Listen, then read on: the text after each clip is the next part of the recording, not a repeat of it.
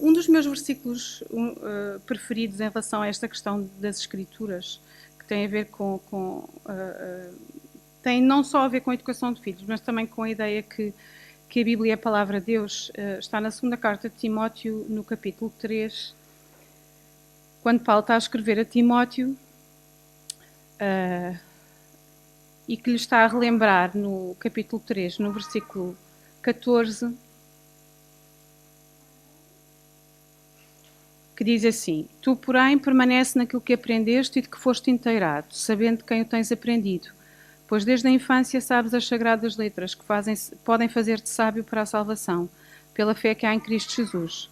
Toda a Escritura é divinamente inspirada e proveitosa para ensinar, para repreender, para corrigir, para instruir em justiça, a fim de que o homem de Deus tenha capacidade e pleno preparo para realizar toda a boa obra. Porque é que estes versículos têm a ver comigo? Porque eu, de facto, também fui ensinada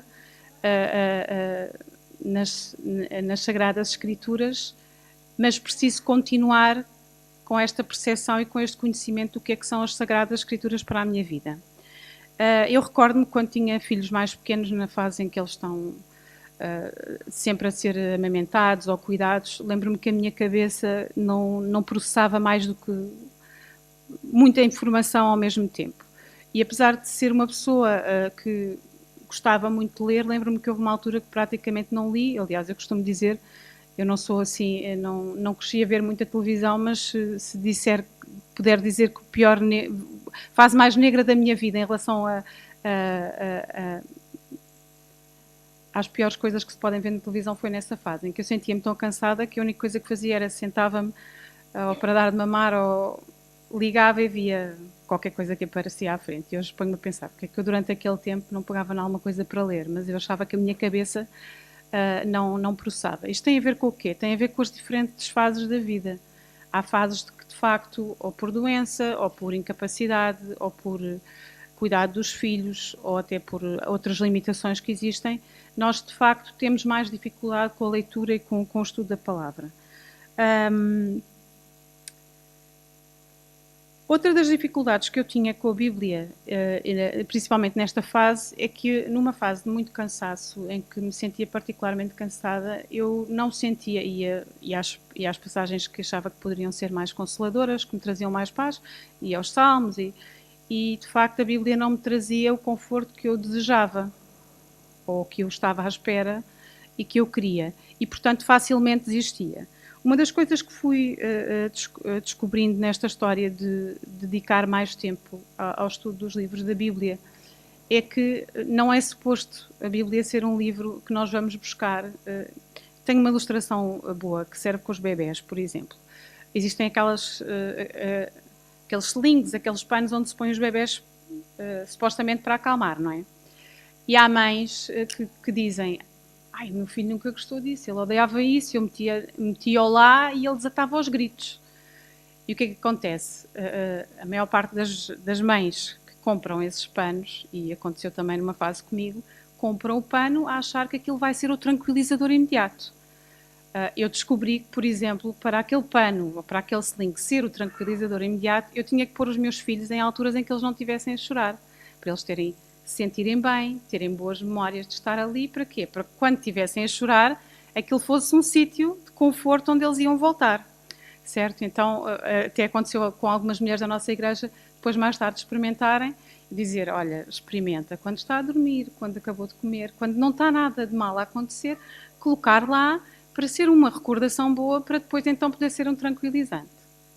Isto é uma boa ilustração para mim, porque eu muitas das vezes ia à Bíblia à procura dos versículos que me podiam dar paz, mas de facto não é esse o objetivo principal da Bíblia. O objetivo principal da Bíblia é nós podermos conhecer melhor Deus.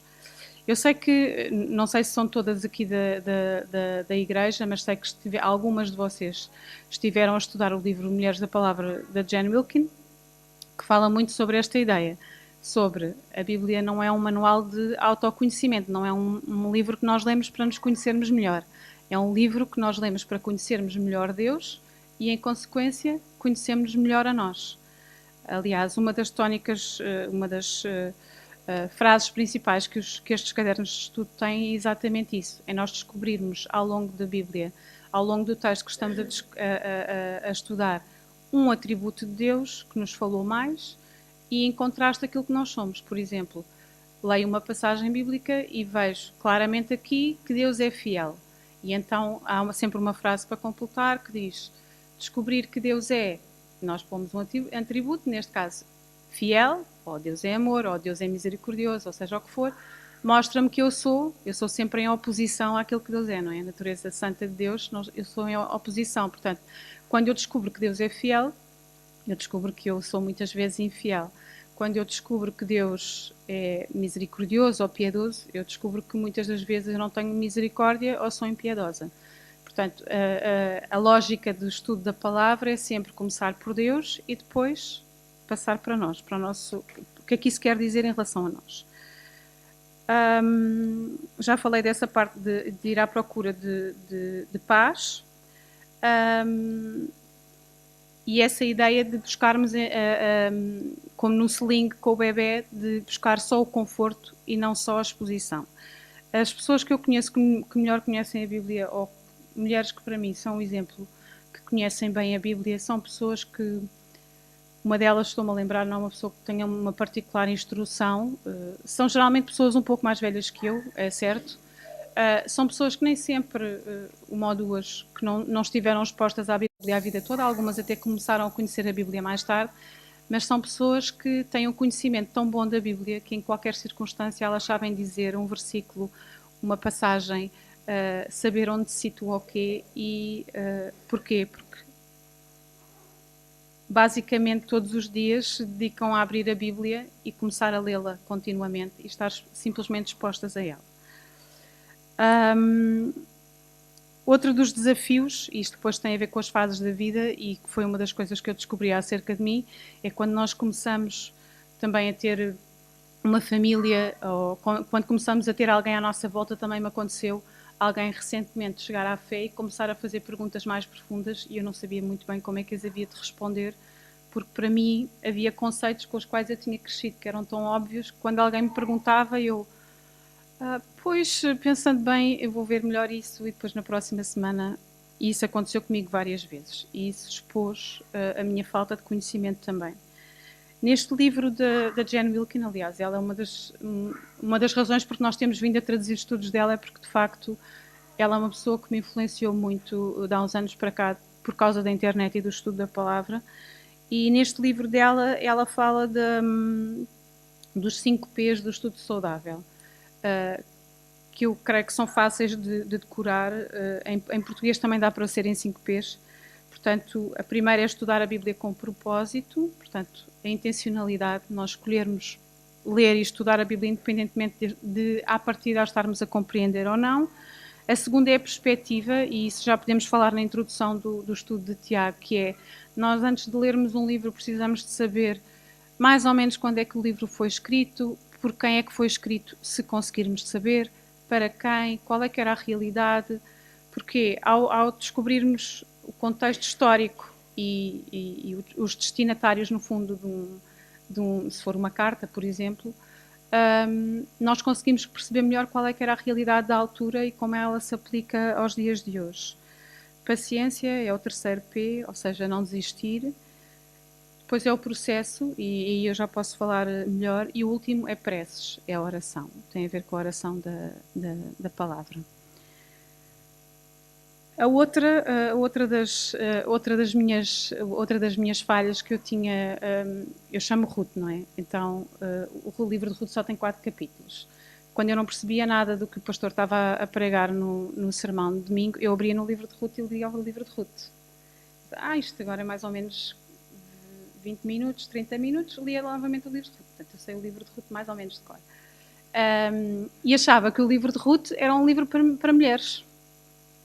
Livro de Ruth, gostava muito da história de Esther e, portanto, ia aos livros e às passagens que eu achava que podiam ser mais interessantes. A Bíblia não tem uma separação de livros que são para homens e mulheres. Aliás, no livro de Ruth, tenho descoberto mais recentemente, porque tenho estado a estudar mais profundamente, o livro de Ruth é um livro que fala não só de uma mulher íntegra que é Ruth, mas fala de um homem também íntegro que é Boaz. E, portanto, a Bíblia não faz distinção entre que livros é que são para homens e que livros é que são para mulheres. A Bíblia é um livro para qualquer pessoa, para todos.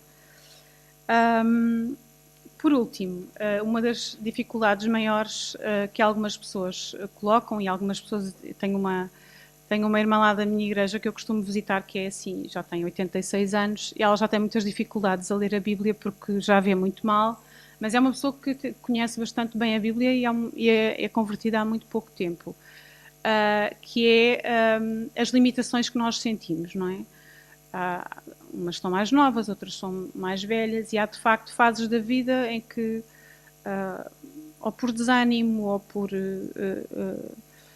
tristeza, ou por sofrimento, ou por doença, existe de facto uma sensação de incapacidade de estudar a Bíblia. E uma das coisas que nós encontramos precisamente na carta de Tiago, no primeiro capítulo, no versículo 5 de Tiago, ele diz que se algum de vós tem falta de sabedoria, que a peça a Deus, que a concede livremente a todos, sem criticar, ele será dada.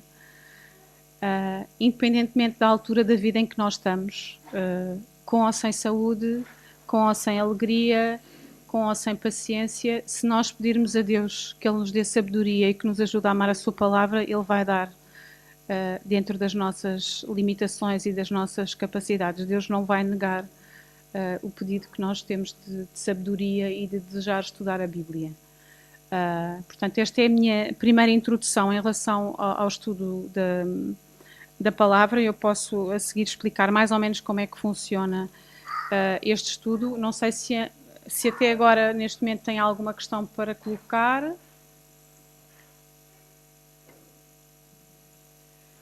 Bom, nós começámos a estudar aliás, o primeiro livro da Bíblia que nós começámos a estudar foi a primeira carta de Pedro. Fomos a Jen Wilkin, esta autora do Mulheres da Palavra, que também é autora destes estudos. Ela tem uma série de estudos online que são gratuitos e o que nós fizemos lá na igreja foi traduzir os estudos para podermos ter. Eu tinha tentado fazer um dos estudos dela em inglês, tinha gostado muito e decidimos adaptar.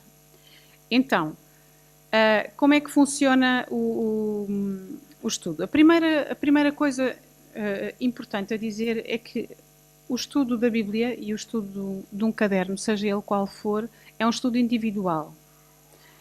É um estudo que deve começar por ser um estudo nosso. Um dos desafios maiores que eu noto em relação a algumas mulheres que tentam começar a estudar quando estão sozinhas é que dizem: eu não posso ir à reunião, nós temos uma reunião semanal lá na igreja, onde fazemos um ponto de situação do estudo. Mas, de facto, temos tido mulheres que não podem de todo ir a este estudo e que conseguem fazer. E então, o que começo sempre por dizer é, o caderno de estudo está feito para ser um estudo individual.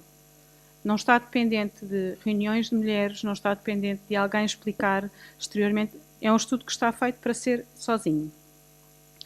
O ideal, obviamente, é no final de cada semana, os estudos estão divididos por semana, é ter alguém com quem falar sobre o estudo. Como isso nem sempre é possível, e vou começar por esta parte, pode ser das pessoas que não têm a mesma possibilidade de se reunir, nós temos uma mensagem áudio que está na internet. Pode ser ouvida por semana, que nós traduzimos e que é uma conclusão do estudo. Como é que geralmente eu, por exemplo, costumo fazer? Eu costumo fazer o estudo da semana. Geralmente há perguntas que eu não sei responder. Eu já vou explicar como é que funciona. Geralmente há perguntas que eu não sei responder. Eu passo à frente, sem ir à procura da informação, e ouço a mensagem áudio, e depois de ouvir a mensagem áudio, às vezes descubro a resposta a algumas, porque a mensagem áudio está feita para se ouvir no final de se ter feito o estudo. Aqui no início do caderno tem um método, e então o método é um método muito simples. Ele tem o caderno aqui, e no final do caderno tem o livro completo. Ou seja, vão de transportes, vão para qualquer lado. Provavelmente aqui levam menos tempo a chegar aos sítios do que nós em Lisboa. A maior parte de nós ali nos arredores de Lisboa, para onde quer que vão trabalhar, demoram cerca de 1 hora. Geralmente, quem vai leva o livro, tem o livro de Tiago todo aqui, no fim do caderno. Portanto, a única coisa que precisam é ter o caderno e ter uma caneta ou um lápis. Não precisam de ter mais nada. Pronto. Aqui no final tem o caderno. Qual é que é a exigência deste estudo, ou as condições, que é o ideal? É só consultarem este, que está na versão João Ferreira de Almeida Revista e Corrigida, que é a versão mais tradicional que vai ao encontro deles. Volta e meia pontualmente só para ir à procura de um significado de uma palavra, às vezes pede para ir ao dicionário, que pode ser no telemóvel ou em qualquer lado, ou então ver numa tradução de um português mais corrente, como por exemplo a Bíblia para Todos. Se tiverem, também há quem tenha no telemóvel. Só para ver qual é a perspectiva. Mas a base é este estudo. Então, as condições são não ir consultar uma Bíblia com notas de rodapé, que tenha explicação nenhuma, porquê. Uma das coisas que eu descobri, de facto, é que quando nós não consultamos informação...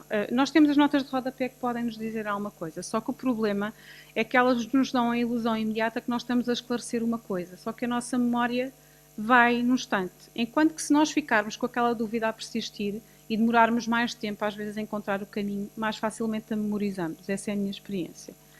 Então, não ir consultar a Bíblia com notas de rodapé, aliás, as instruções estão mesmo aqui no início, evitar os comentários bíblicos, as Bíblias não terem notas de rodapé. E o que é que se pode pesquisar? Há Bíblias que têm um versículo que remete para aquele.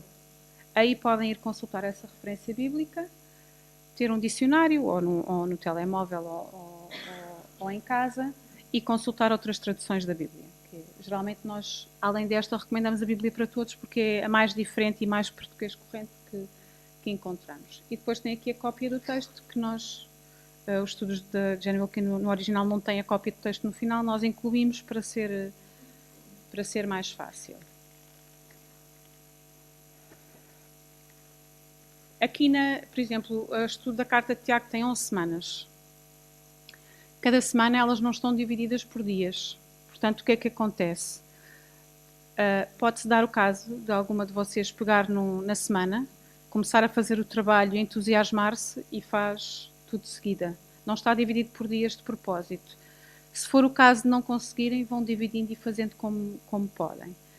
Aqui o objetivo é fazer semana a semana e conseguir ouvir a mensagem áudio no final. Quando eu falo da mensagem áudio, por exemplo, o que eu faço é geralmente ouvir no carro, ligo o telemóvel ou rádio, há quem ouça nos transportes, às vezes eu venho no carro, a mensagem vai a meio, chego a casa, vou fazer alguma coisa ou vou cozinhar e volto a pôr a mensagem áudio. Elas têm sido um grande apoio. Há algumas mulheres que temos no nosso grupo ou na nossa igreja que têm feito. Tem inclusive pessoas que não pertencem à nossa igreja que estão a fazer, têm muita dificuldade às vezes ao início de começar o estudo. Então aí eu digo, então ouve primeiro a mensagem áudio dessa semana e depois faz o trabalho da semana. E aí dá um empurrão e ajuda a conseguir fazer. As mensagens áudio têm mais ou menos 30, 40 minutos, às vezes podem ter um bocadinho mais, mas são muito encorajadoras, têm exemplos práticos da vida de dia a dia. A Jane Wilkin é muito boa comunicadora, acaba sempre por saltar à vista pormenores da passagem que nós não chegaríamos lá assim à primeira. A única semana que precisam de fazer com ajuda, no caso da carta de Tiago, e aí podem ouvir logo o áudio, é a semana 1. Porquê? Porque os estudos começam sempre com o contexto da carta. Portanto, a ideia sempre, neste caso da carta de Tiago, é conseguir todas as semanas ler a carta e na primeira semana, nós geralmente, na Lapa, quando começamos a fazer um estudo, fazemos uma reunião excepcional ao sábado mesmo para as mulheres que não vão poder estar durante a semana e fazemos a semana 1 em conjunto. Porquê? Porque tem as indicações todas, quem é que escreveu o livro de Tiago, pronto, estes têm os meus apontamentos, quando é que foi escrito, para quem é que foi escrito, em que género literário foi escrito, ela dá sempre foco para nós tentarmos encontrar a divisão dos livros da Bíblia, onde é que eles se inserem, e quais é que são os temas centrais do livro. E então aí fazemos em conjunto a primeira semana e depois partimos para as semanas seguintes. Algumas mulheres que não se conseguem reunir connosco durante a semana, nós durante a semana basicamente o que fazemos é encontramos-nos, há uma pessoa que está a dirigir a reunião, que geralmente leva algumas perguntas assinaladas, não é? À partida todas ouviram o áudio, às vezes acontece alguém não conseguir ouvir o áudio, e começamos por fazer um ponto de situação. Então, foi difícil, não foi difícil, o que é que compreenderam, o que é que não compreenderam, e depois vamos às perguntas principais. E às vezes alguém traz e diz, não percebi nada desta pergunta, então outras costumam ajudar. Quem não consegue estar à quarta-feira, temos vários casos de mulheres que estão a conseguir fazer algumas duplas.